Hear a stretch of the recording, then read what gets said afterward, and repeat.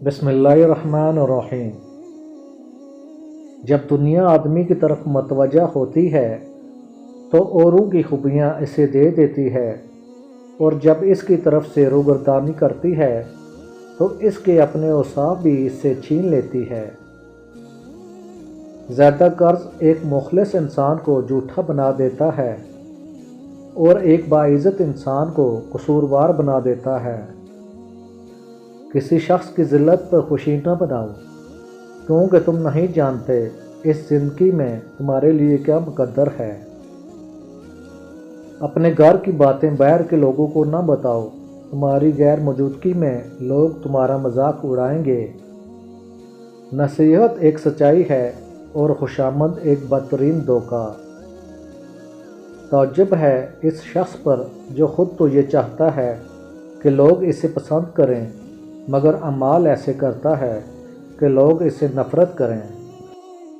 زبان ایک وحشی درندہ ہے، اسے آزاد چھوڑ دو گے یہ تمہیں زخمی کر دے گا۔ جس نے اپنے نفس کو پہچان لیا اس نے اپنے رب کو پہچان لیا۔ کبھی کبھی رو لیا کرو کہ اس سے تمہیں چند لمحے سکون مل جائے گا۔ اپنے آپ کو مصروف رکھو ورنہ غم اور مایوسی تجھے فنا کر دے گی۔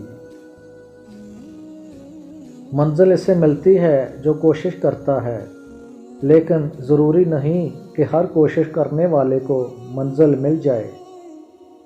اپنی نظر میں وسعت پیدا کرو، زندگی آسان ہو جائے گی۔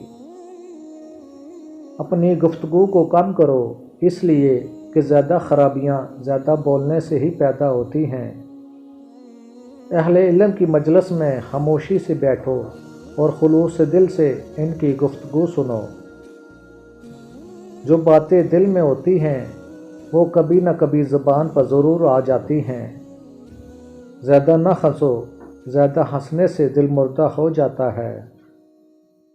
جس عورت کے چہرے پر چھائیاں ہو تو روغن بادام کی مالش سے چہرے کی چھائیاں دور ہو جاتی ہیں اور چہرہ چمکدار اور صاف ہو جاتا ہے۔ سستی ایسی دھیمی چال چلتی ہے کہ مفلسی جلد ہی اسے پکڑ لیتی ہے۔ تم خود نیکی کرو اور مگر دشمن سے نیکی کی امید نہ رکھو۔ بیکار کبھی نہ بیٹھو، اس لیے کہ برے خیالات ہمیشہ بیکاری میں آیا کرتے ہیں۔ کھانے اور پینے میں وہ ڈھنگ اختیار کرو جو ہمیشہ نبھ سکے۔